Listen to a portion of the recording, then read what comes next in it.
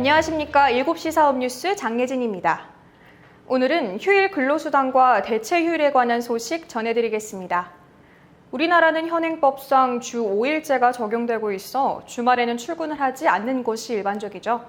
또한 법정 공휴일도 많고 공휴일이 주말과 겹치는 경우 통상적으로 월요일을 대체 휴일로 지정해 쉬기 때문에 근로자들의 부담이 적은 것이 사실입니다. 하지만 직장 생활을 하다 보면 자신의 의지와 무관하게 다른 사람들이 쉬는 날에도 사무실이나 현장에 나와 일을 해야 하는 상황이 생길 수 있는데요. 이때는 사업주가 근로자에게 휴일 근로수당을 지급해야 합니다. 흔히 휴일 근로수당은 공직에서 일하는 분들에게만 국소적으로 적용된다고 생각하시는 분들이 많은데요.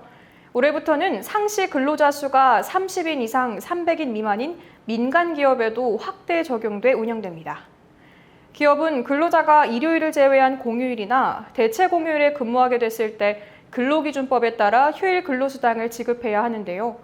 휴일 근로수당은 평소 직원에게 적용되는 임금을 그대로 계산하는 것이 아니라 8시간 이내로 근무할 경우 임금의 1.5배, 8시간 이상 근무할 경우 2배로 적용해 지급하도록 되어 있습니다.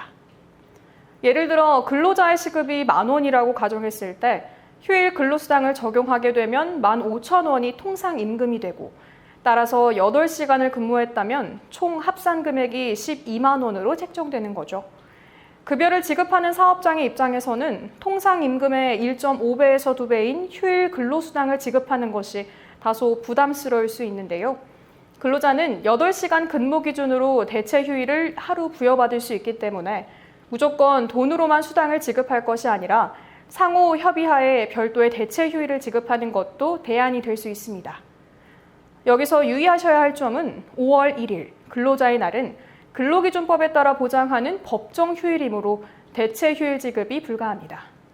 따라서 반드시 수당으로 정산해야 한다는 점 알고 계셔야겠습니다. 또 휴일 근로수당이나 대체 휴일을 지급하지 않을 경우 고용주는 3년 이하의 징역형 또는 3천만 원 이하의 벌금형에 처해질 수 있기 때문에 고용주는 반드시 근로자의 휴일 근로를 인정해주고 그에 걸맞는 수당이나 휴무를 지급해야만 합니다. 이렇게 휴일 근로수당 계산 방법에 대해 알아보는 시간을 가졌는데요.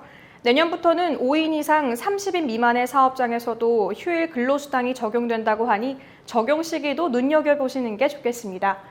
지금까지 항상 사업자들을 위해 유익한 정보를 전달하는 7시 사업 뉴스 장예진이었습니다. 감사합니다.